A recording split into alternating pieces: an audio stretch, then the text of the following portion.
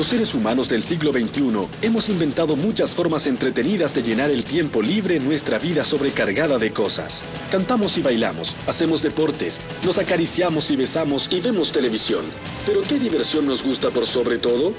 Bueno, nos encanta gastar dinero. Algunos dicen que nuestra obsesión por comprar refleja una cierta decadencia, una cierta autocomplacencia.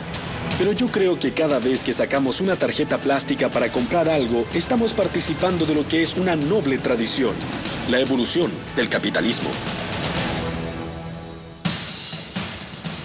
Ahora estamos en una nueva fase del capitalismo, la era del comercio electrónico. Una era que ha cambiado la forma de hacer negocios, la forma de comprar y vender. Una edad introducida por una tecnología de transformación, la red mundial y dos de sus empresas fundamentales, Amazon.com e eBay. Es fácil olvidar lo revolucionarias que fueron estas empresas cuando recién salieron a la luz pública, en la década de 1990, y remecieron los grandes negocios hasta sus cimientos. Desde la revolución industrial, las corporaciones siempre se han basado en el poder de los altos ejecutivos sentados en sus oficinas elegantes, considerando al consumidor casi como un apéndice. Pero Amazon e eBay crearon un modelo nuevo de comercio, utilizando el poder de la Internet y de la gran masa de diversos individuos aquí abajo, a nivel de la calle. Soy John Heilemann y como periodista he cubierto la revolución del comercio electrónico desde el comienzo. Gracias a la gente que hizo que esto fuera posible, les contaré la historia de las innovaciones de alta tecnología que sustentaron dicha revolución y que luego provocaron una enorme agitación económica. Es la historia de un boom, una burbuja, un colapso y una resurrección. Una historia que ayuda a explicar por qué, a pesar de lo que podamos creer, incluso los peores tropiezos financieros fueron algo increíble, sorprendente e inesperadamente buenos para todos nosotros.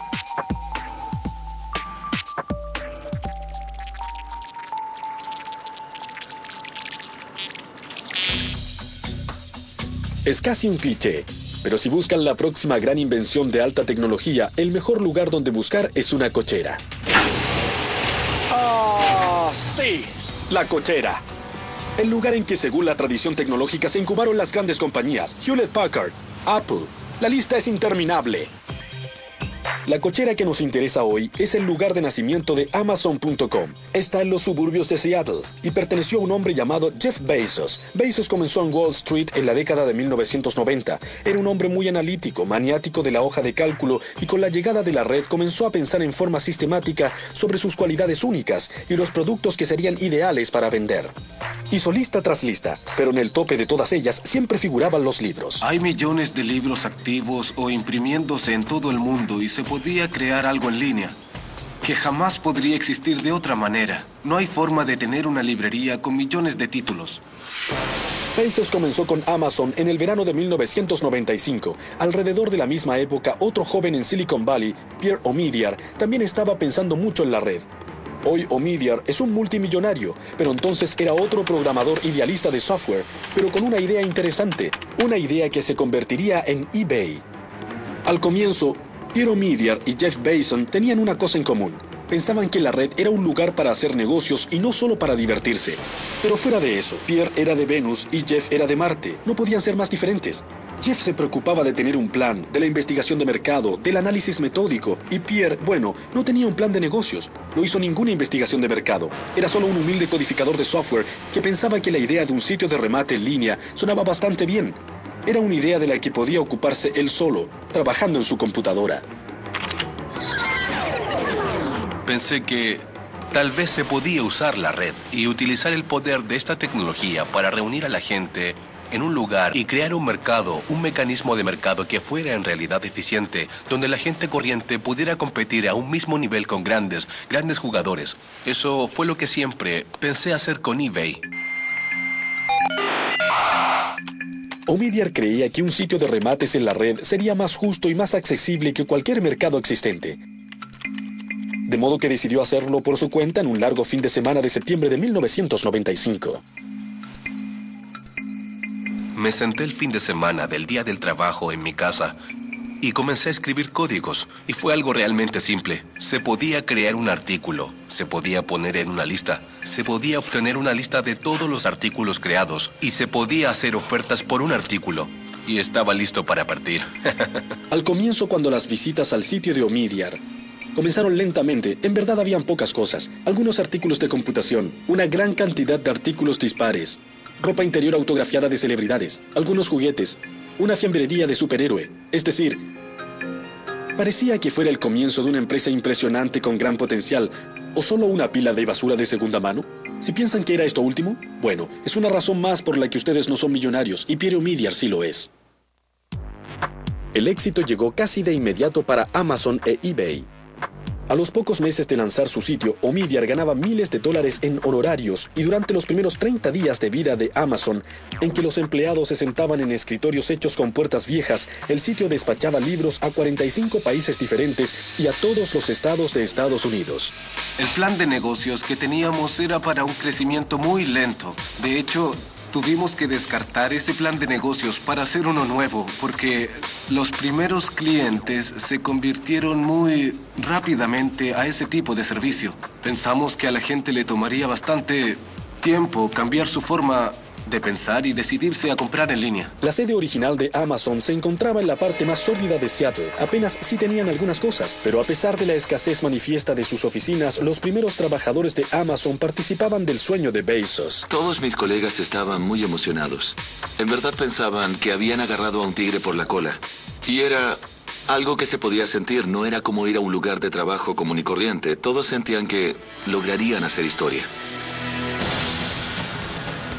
El temprano éxito para Amazon e eBay no pasó inadvertido en Wall Street, donde ciertos analistas se sorprendieron al ver lo rápido que se extendía la red. Uno de los más prominentes fue Henry Blodgett, que se convirtió en uno de los rostros del boom y luego fue uno de los chivos expiatorios del desastre. De pronto la compañía comenzó a publicar cifras increíbles trimestre tras trimestre. El desarrollo iba mucho más allá de lo que nadie nunca había mencionado. Era literalmente algo pasmoso de ver. Uno decía, ¿cómo puede crecer tan rápido? ¿Qué tan rápido fue? Piensen en esto. Después de la invención de la radio, pasaron 38 años antes de que hubiera 50 millones de usuarios. La televisión demoró 13 años, pero una vez que la Internet se abrió al público general, demoró solo 4 años en tener 50 millones de usuarios.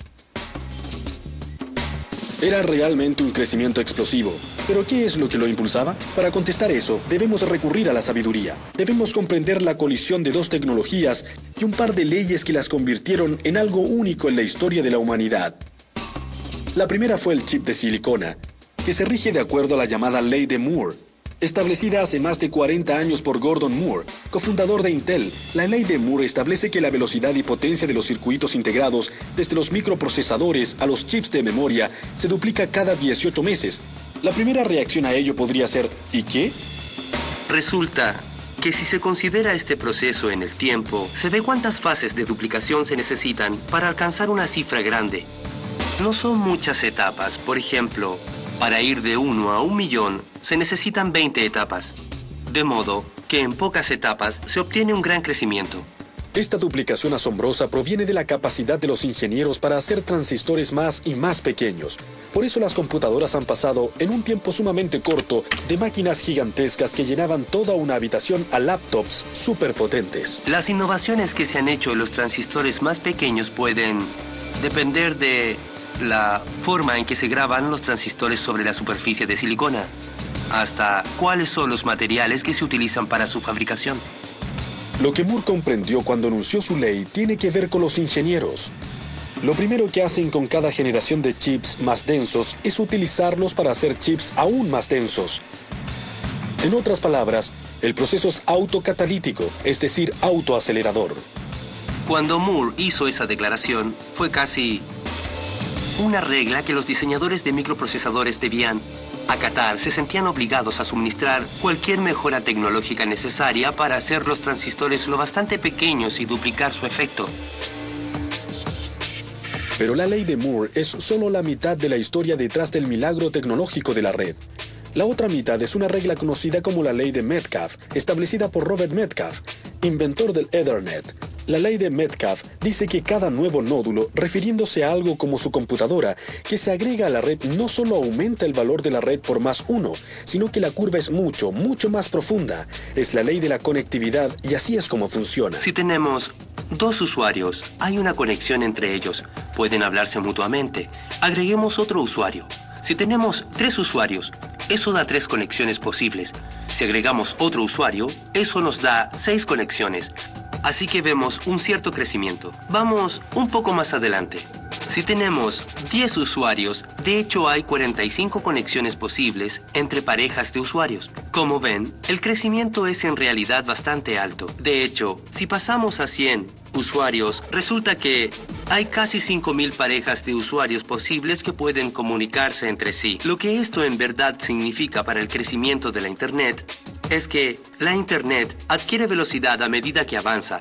Eso quiere decir que a medida que aumenta el número de usuarios, también aumenta la utilidad de la red y con el tiempo terminan siendo aún más imperioso que nuevos usuarios se unan a ella. A mediados de 1990, las leyes de Moore y Metcalfe funcionaban a la par, alimentando una espiral ascendentes. Computadoras más rápidas y potentes se conectaban cada vez más, haciendo que la red fuera exponencialmente más útil y también popular.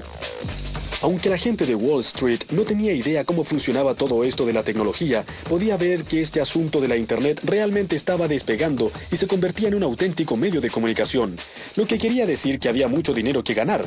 Y cuando la ignorancia se une al entusiasmo desenfrenado y la codicia, bueno, ya saben lo que quiere decir. Quiere decir que una fantástica burbuja financiera está a la vuelta de la esquina.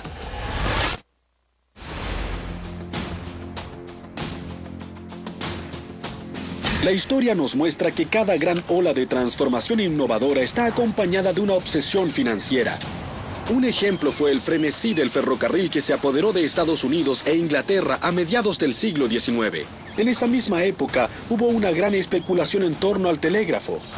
50 años antes hubo una acerca de los canales. 50 años después, el modelo T de Ford inició una burbuja automovilística. En cada ocasión, el patrón fue el mismo. Una innovación tecnológica hace surgir empresas de riesgo. Los inversionistas agitan y se precipitan a comprar un trozo del futuro y luego todo termina en lágrimas, bancarrotas, quiebras, pérdidas en la bolsa. ¿Les suena conocido? Por supuesto que sí, pero describe exactamente lo que pasó en la década de 1990 con la Internet. El ciclo comenzó en 1995 cuando Netscape lanzó su poco probable y sumamente exitosa oferta pública en la bolsa. Poco después se lanzaron las ofertas públicas de buscadores como Yahoo y Excite. Un año después, Jeff Bezos daría el próximo paso para que el boom terminara transformándose en una burbuja. La oferta pública de Amazon fue en mayo de 1997. La compañía tenía 2 años, muy pocos ingresos y ninguna ganancia. Pero Bezos ya llamaba a Amazon la mayor librería del mundo y ensalzaba cada vez más su potencial. Algunos la denigraban diciendo, es solo una librería, no es rentable, se quedarán sin dinero y sin negocio. Otros decían, no, es algo grande, es un gran modelo nuevo y van a crecer muy rápido. De modo que desde el comienzo fue muy controvertida. Jeff Bezos no ocultó el hecho de que pretendía cambiar las reglas de los negocios. Una vez los dos hablamos del aspecto menos convencional y más controvertido del enfoque y procedimiento de Amazon. A pesar de que sus ingresos aumentaban, perdía cada vez más dinero. Bezos se inclinó hacia adelante en su escritorio y dijo, casi nadie lo sabe, pero por un momento en realidad fuimos rentables, pero fue solo por un trimestre, y no nos gusta admitirlo porque fue un accidente. Cada vez que Jeff tenía la oportunidad, bajaba los precios para tener un crecimiento mayor, a diferencia de muchos otros ejecutivos que mantienen los precios para tener más ganancias. A decir verdad, Bezos no decía que las ganancias no importaban o que Amazon podía seguir perdiendo dinero en forma indefinida. Lo que decía era que en el periodo formativo del desarrollo de la red, las ganancias podían y debían sacrificarse temporalmente a favor de un crecimiento rápido. La estrategia de Bezos se reducía a 3 simples palabras: crecer, mucho y rápido.